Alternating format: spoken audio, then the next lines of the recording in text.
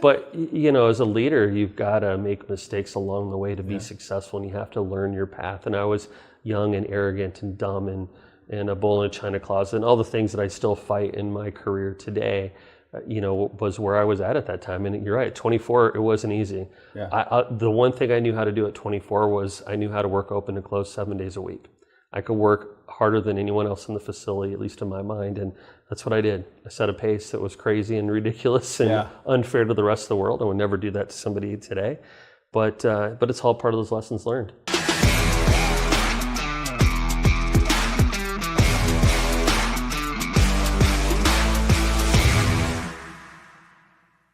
All right, everybody, welcome back to Strong Conversations. I am Sam Marcoux. I am joined by the CEO of TAL Building Centers, Mr. Jason Blair. We're talking lessons learned. Jason, thank you for being here on the show. Thanks for having me, Sam. Excited to be here today. I'm excited to be here. Thanks for having me, and thanks for having us. This is the first for us. You are a guest in your own home right now. I am a guest in my own apartment in Vancouver, and it was fun to figure out the journey of how we were going to host this and do it in a little bit of a different place than maybe normal. No, this is great. So we're in Vancouver, Washington. Yep. We brought the show to you. This is our traveling road show, and we're happy to do it. A, I'm from Oregon originally, so I'm close to home right now. I'm just over the bridge. And B, this is the first time that I think I am a guest in your apartment, and you are a guest on the show. So I'm not sure who's actually in charge here. Do I need to take my shoes off or not? Or what are the rules? My home is your home, so we can just do whatever makes sense. So, yeah, I guess I can kick you out, or you can kick me out if this doesn't go well. We'll just play that by ear. We can end the show, or we can just end the entire meeting at any point. I like it. This is what the yin and yang, right? So we're equal partners right now. But no, thank you very much for hosting us here in your house, in your apartment here, talking all things you, talking lessons learned. Let's start with the end, and we'll work our way back to the beginning and everything in between here. Sounds great. I'm going to warn everyone. I'm not going to warn them. I'm going to, spoiler alert, this is going to be a 2-part episode. There's so much meat on the bone when we're talking to you, Jason. And I first met you about a year ago, actually almost to the day. Yeah. You came and spoke at a Simpson Strong Tie event in Denver, Colorado. And we're going to get to that topic throughout these episodes, but I'll tell you right now, that was one of those profound moments for me in business where I was listening to everything you were talking about, and it changed how I actually receive feedback. So for the past 12 months, I'm a better person and a better version of myself, in small part due to your presentation. Thank you for sharing that with me. That means a lot, and that's what it's all about when you get up and speak and share a little bit from the heart. If you can touch one person in the room, then you've done your job. So it's exciting to hear that. Speaking of jobs, one of the things that you said during that speech, and it's a nice dovetail in, you asked everyone in the room what their job was. Yep. And you knew what you were doing, but everyone that answered that question responded with their title. Correct. What their title was for the company. And that was my first aha moment, because you had mentioned, well, that is not your job, that is your title. It's two separate things there. So I'm going to ask you that question. What is your job? Well, my job is to ensure that that the TAL organization as a whole is living up to our mission statement, which is we build better communities, and delivering an opportunity for people to come work in the small communities that we work in and that we have locations in. That the employees are compensated fairly, have a great benefits package, that we provide them that as well, that our vendors win in the equation as well. So we think about it from everyone along the entire food chain of this industry needs to be profitable for us all to be successful at the end of the day. So it's about delivering all of those pieces along the way so that we continue to provide an opportunity for us to grow as a company, for the communities to grow, to support the builders and the DIYers in the markets we serve. So speaking of growing the company, we were just talking right before we went live here. How many employees does TAL have now? We have just shy of 500 right now. Yep. And TAL, the name itself might be relatively new, but you guys are steeped in a deep, deep history. Tell everybody what TAL actually stands for. Yeah, so TAL is an acronym for Tumulum. That is the original name of the company. It was founded in 1906. It's still owned by the same family, 4th and 5th generation family members own the company today. There are still 3 locations left with the Tumulum name. We have 14 brands total as we've grown through acquisition. We've sought out companies that are in a small county seat market in the Pacific Northwest in the 4 states we operate in, which are Oregon, Washington, Idaho, and Montana, and that bring a name to the table that means something in those communities. So to this point, we've left those names in place as we've made these acquisitions. Hence how we got to the 14. But back to the original store, which was founded in 1906, just outside of Walla Walla, Washington. That's a long time ago, and that name has lived for a very long time. It's an iconic name and an iconic brand up here in the Pacific Northwest, and it might be, and I mean this sincerely, the most fun name for a lumber yard and location when you combine the two together, because you got Tumulum Lumber out of Walla Walla, Washington. Yeah, it is. It is quite the mouthful, isn't it? It does flow well.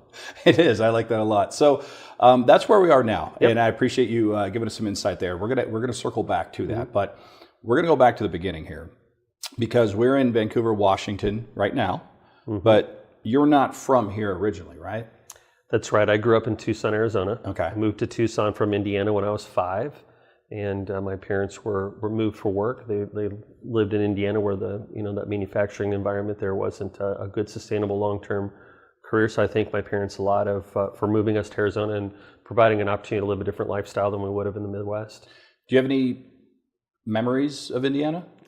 I do. I have a few. Very few. I was fortunate as a kid. I went back every summer because that's where all of our family is from. Right, so right. Spent a lot of time back there. But I do. One of my funny childhood memories. This is where my parents are explaining to me as a 5-year-old kid that we're moving to Arizona. And in my mind, I thought that I was moving to the Sahara Desert. And I was really concerned about how I was going to ride my bike that I had just learned how to ride on my own in the sand. Right. So that's one of my vivid memories of getting ready to leave Indiana and move to Arizona. It's interesting that you say that, because in your mind, when you heard desert, you think of a Sahara Desert, Right. Sand, Yes. pyramids, all that. Whereas I actually had this conversation the other day. We didn't talk about this, but I was like, when you picture a desert, what do you actually picture? And some people think of a typical Arizona style desert with the cacti and everything. Others, it's like, Egypt, an Egyptian type. Well, interesting. Okay, so you moved to Tucson. Yep. That's home for you for a very long time. For a long time, yep, all the way through college. So before college, you got started in our industry. I did. So I did. 18, I just finished high school. I guess in theory, the summers during my high school career, I was a laborer for a painting contractor. So I had some exposure in the new construction world. If anybody's ever done that, labor work on a job site, it's hard work. And in Arizona, it was hard work, but it was good. It was good. It taught me a lot, and a bit of fundamentals. And then, so that parlayed into, I had a friend of mine who worked at Payless Cashways. Okay. And in Tucson, said, hey, we're looking for folks to work part-time. I said, yep, sounds great. So I started off part-time stocking shelves at Payless. That was my first. I still vividly remember my first day that was back in the day where you still had to tag every single item, and I remember learning how to adjust the whatever that thing was called, the bin label maker, and tagging. I had to tag a whole pallet of spray paint, and that was when you had to type the item numbers in for everything, pre-UPC scanners and all that fun stuff. So so that's where I started, was doing that. So take me through that first day. You show up to work. Obviously, you had a friend that you came in. You remember? Did you have like an onboarding mentor? I did. And I still remember her name. Her name was Robin. And she knew, so at that time, like a big store, 55,000 square feet, right? Yeah. That was pre or really early on in the big box world. And I remember that she was the person that carried me on my journey. She knew where everything was at in that store. She had been putting product away for a long time there. And so she could tell you what aisle, which side of the aisle, and all that good stuff. So she showed me that first, probably 6 months of my career there. She was the person that helped me go down that path and down that journey of how to do a job and do the job well. And so foundationally, very early on, she taught me how important it was for the customer for them to be able to find the things that I put away. So Payless in general was such a great training company. I still think even in today's world, there's some things that they poured into their people that I even though I maybe have some control over replicating, that just is not able to be replicated in the same way as it was then. So I think I came on board in the industry at a very nice, like, golden era of training, and learned, and went through a lot of training classes. It was great. Was it a process, or was she happened to be working and you're the new guy? And I think there's a little bit of luck, like, hey, you showed up this day. This is the day you started. I had my department lead, and then she was the person, and the store was split up into zones, and she was the full-time person. And I happened to be the part-time person for that part of the store. And I remember to this day, it was plumbing, electrical, and paint. That was the part that I learned how to do first. A little bit of seasonal when I worked on the weekends. Tucson at the time did a lot of evaporative cooling. That's how they cooled their homes. They still do a lot of that. But, I was the guy that just stocked cooler pads on a Saturday. That's all I did all day long, was just stock cooler pads. So lots of vivid memories of that environment, that high fast-paced environment. So you mentioned you were a part-time worker, trying to get some money right outside of high school. You've done a little, like you said, you've done some labor work in high school. But did you think this would be a career in this industry? No, not at all. Not at all. Like I thought, what a great way to, I happened to be fortunate. I was on scholarship, academic scholarship to go to the University of Arizona, and was really looking for that gap money to, be able to fund the other things and have fun and all the things that come along with that. And what's interesting, and when I think back to my Payless days, is it was my exposure to the friendships that get created in this industry, some of which go all the way back to that very first store. I have very good friends in this industry, or still in this industry, that are executives in this industry that worked in that branch, and so in fact, one of them is an executive for me on my team. And it was that exposure to, you think about all those friendships and that world that it brought you into. And while I chased a civil engineering degree, and that's what my undergrad degree is, I was probably going into my senior year of that and realized that that's not what I wanted to do. But I didn't want to start my college career over and get a business degree. So I chose, at that time I had continued to rise through the ranks at Payless. I had gone full time. I had continued this journey of having lots and lots of different jobs, and had given my first opportunity to be a leader.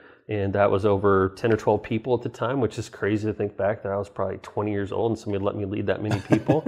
And so as that progressed, and I felt so comfortable, and I was continuing, and I'll be honest, at the time I was thinking about money. I'm a young kid. I'm like, well, I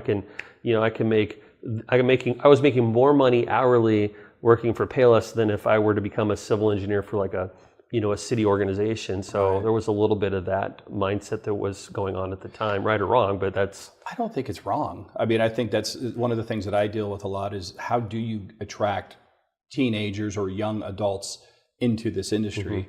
And when you're on the outside looking in, it doesn't necessarily look like it's a sexy industry, but there's so much that you can do in this industry. And one of the things that got laid out to me recently by a builder was, if you're into tech, we got room for you. If you want to swing a hammer, we got room for you. All these, if you want to, in sales, we got room for you. It's a wonderful industry. You just have to be exposed to it, and it gets its hooks into it. It does, but it's also an industry that you get out of it what you put into it. True. So if you come into this industry with the thought that, hey, I have a computer engineering degree, and this industry is a little underdeveloped maybe in some of those platforms on the tech side, you have to work hard to get something back out of it. If you're going to swing a hammer, you have to swing a hammer a lot. If you're, I think I'm very fortunate that I've held lots and lots of different roles throughout my career, and I had to work hard at every one of those. It was never a coast. It just isn't how it works. And if you put that energy into it, you're going to get something in return out of it. Whether it's through my route, which was primarily through the retail channel. I did have 6 years on the wholesale side, but each step along the way, it's what it's all about. Yeah, I want to talk about those different jobs that you've had and experienced, because I think it ties back to what you're doing now. But I am curious, if this wasn't the plan, but you got exposed to it and eventually you said, aha, I like doing this. Let's explore this for my career. What was the original plan for you growing up? I was going to be an engineer. My dad worked at IBM. He worked in the optical engineering department. I was fascinated by that at the time.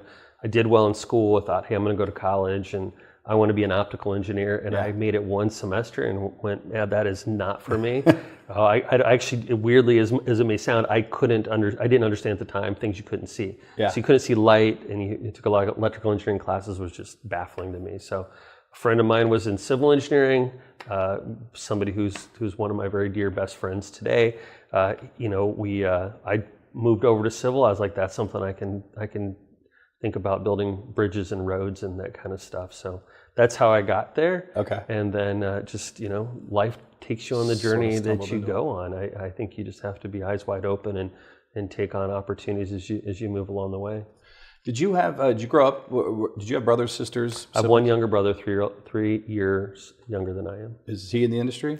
Nope, he is not. He is taken a very different path in life, but Okay. so he has his own success, but not. He did work for Payless at the same time I did. Oh, yeah. So he followed me in as a high school kid and spent a few years there while he was going to college as well, but since moved on to other things. Yeah, most of my family is either in education or government work. Yeah. And I'm kind of the weirdo because I did not and have not ever done that. I've worked with Simpson since I was a teenager. Yeah, you have for a long time. Yeah. So I'm the one that when we show up to like a family function, they're like, tell me about Explain what you what do. that is, Yeah. right? What is a building material? Yeah.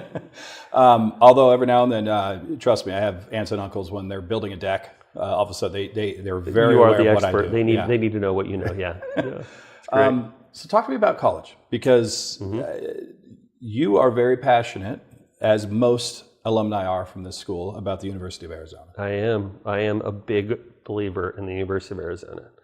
I'm a fan. I'm actually, I don't know if I share this with you, I'm on the advisory board for the College of Science at the U of A. That's something new. I just joined in February. Oh, so it's really exciting congratulations. to be a part of the school and be able to give back in a little different way. So I'm a big fan. My daughter's a senior there right now. She graduates in May.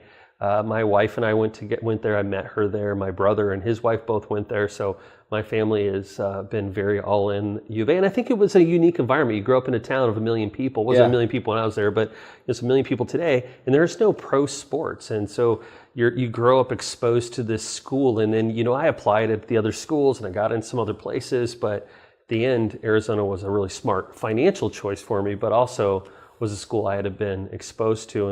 And then I am just so passionate about Arizona basketball. It's my sport. I love it. I love college basketball in general, but going to a school that has a great college basketball program from a legacy perspective has been a lot of fun. And it's been fun to watch my daughter have the same journey and get to go to lots of games as a student and get to see pictures of her and her best friend the other couple weeks ago at their very last home college game as students was pretty precious to see. So it's a part of me. It's a part of our life. There's Arizona stuff all over our house. Try not to miss any games. I made it to 4 the year before last in person. I just made it to 1 this year, but at least it was when we beat Texas Tech at home. So There you go. Yeah. The Dead Raiders at that That's point. right. By the way, congratulations to the University of Florida. Go Gators. Had themselves a fantastic tournament. They did. As a Gator, very traumatizing, that entire tournament, because they were behind in just about every single game, but came back every single time, including against Houston in the finals. So Yeah, Houston's run was pretty magical too. I Yeah. think both teams. I think if you look at the trek to the championship game for both teams, and if that game would have played for 5 more minutes, it would have had who knows what the outcome would have been. So 5 more seconds, and it could have been a little bit different. Yeah, in it was a terms great of- game, though. Yeah, really was. So my favorite basketball player who went to the University of Arizona is Mike Bibby, and Yeah. you know why. But I've noticed, because I have a coworker, Jeff Bearclaw, who went to the University of Arizona, and every time, we were just in Tucson last week, and I don't think there was a minute in the 4 days that I was around that man where he was not wearing proudly his University of Arizona stuff. Yeah. His swag, his hat, his overcoat, all of it. And you guys are like Care Bears. Like, you guys see each other and that A just lights up. It does. And you guys kind of like, hey, we know each other. We're connected some way. But you think there is no pro team. That is the biggest thing in that town. I was walking around the town and it's Arizona stuff everywhere. it is. It's a huge community, which has that ever played out in the real world for business for you, where you've met somebody who's also a University of Arizona alum? You're like, hey, this guy makes good decisions, or this guy does. It'll happen occasionally. Yeah, where you run across somebody. I don't know. I think it's just fun to meet alumni. Yeah. I don't know that. I believe people have to prove themselves through their worth. I don't know if I give somebody a charge ahead. Now, if they went to Arizona State, then we're not doing business together. I mean, it's just the way it is. I don't know what to say. So, Well, pulling back the curtain on this particular podcast. So when we met a year ago, you had mentioned Arizona, and one of the folks in the audience was an Arizona State alum, and you were so quick on your feet to put them back in their place. I, as somebody who appreciates good comedy, really appreciated that. I was like, this is my guy right here. Now, we had fun with that. When we started putting this podcast together and we started brainstorming, by we, I mean myself and Nate Johnston, our mutual friend, your name floated to the top of the list. You've been on our list of, we need to talk to him officially for about a year. And because of schedules and everything else just hadn't really worked out up until now. And of course, once we realized that we were going to do this, we had a prep call and we were talking and just kind of getting to know each other a little bit more and get ready for today's recording. And I slipped up and I was like, he went to Arizona, but I don't remember which college it was. And I should have. And I said Arizona State.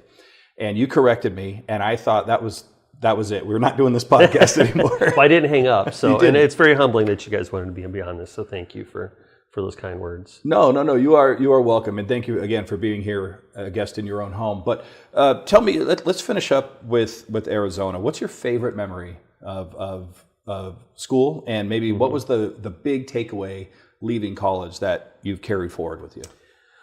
So I think that my fondest memories of school are probably basketball centric. So there's really two that come to mind. One is I played a lot of basketball in the rec center. So that was my I was working full time. I only worked part time for about 6 months, and I started working full time, went to school full time. I really needed to do that to be able to pay for school, for the rest of the school, and then was winning the lottery to get tickets to the game. So then at that time at Arizona, you had to put your name in and you win a lottery for an A or B season set of tickets. And so I think 3 of the 4 years I won.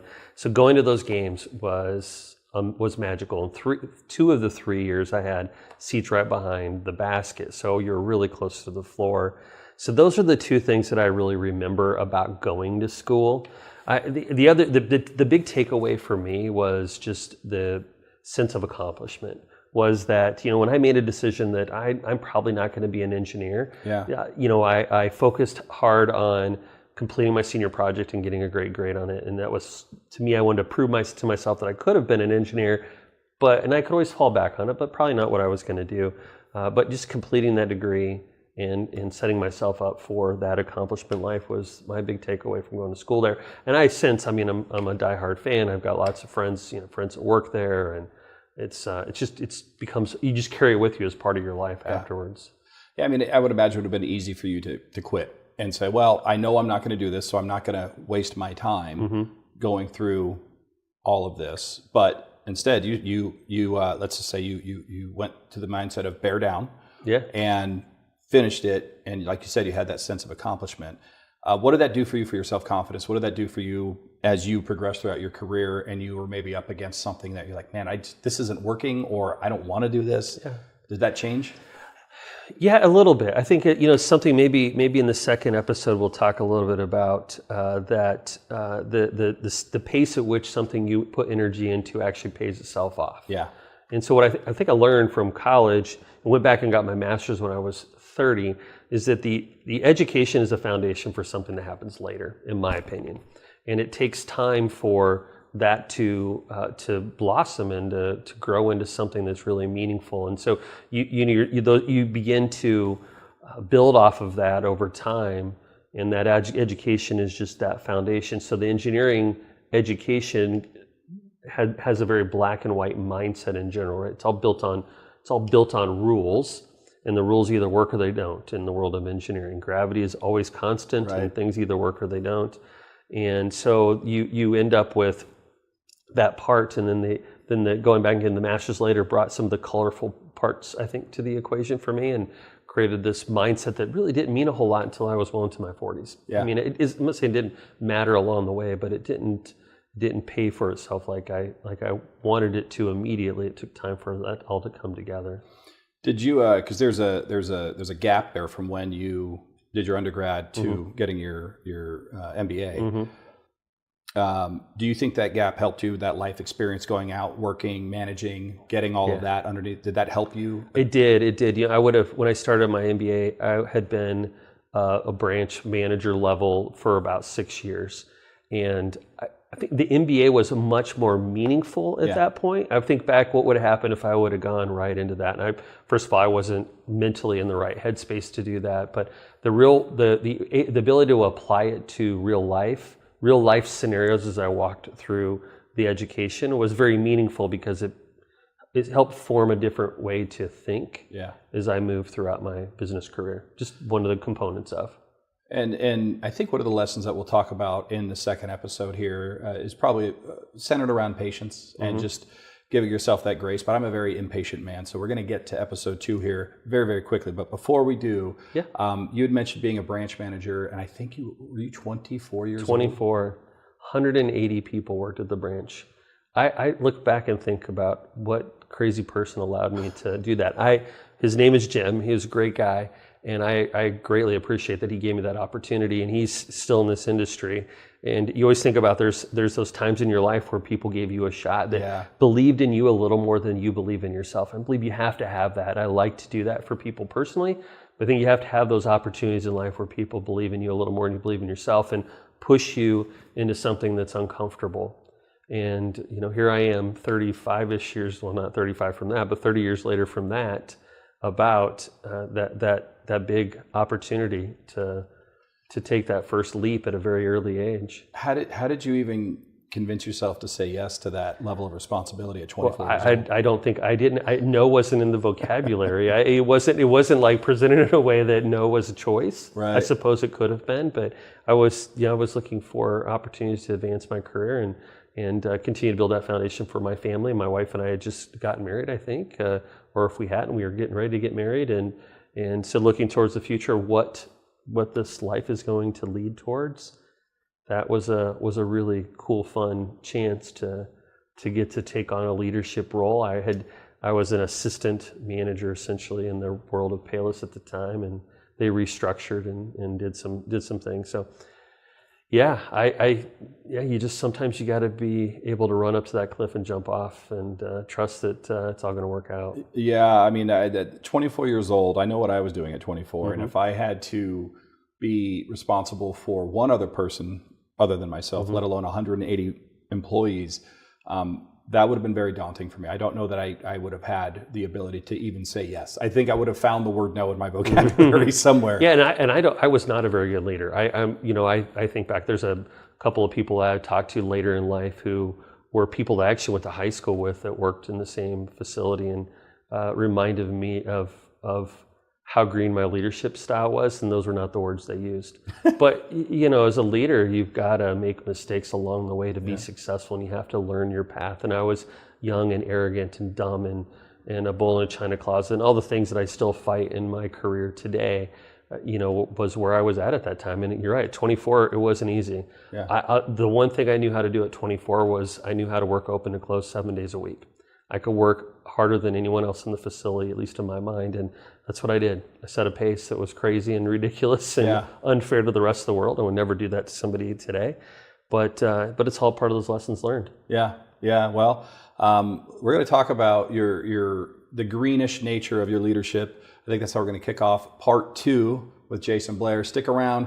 More great stuff, more lessons learned here on Strong Conversations.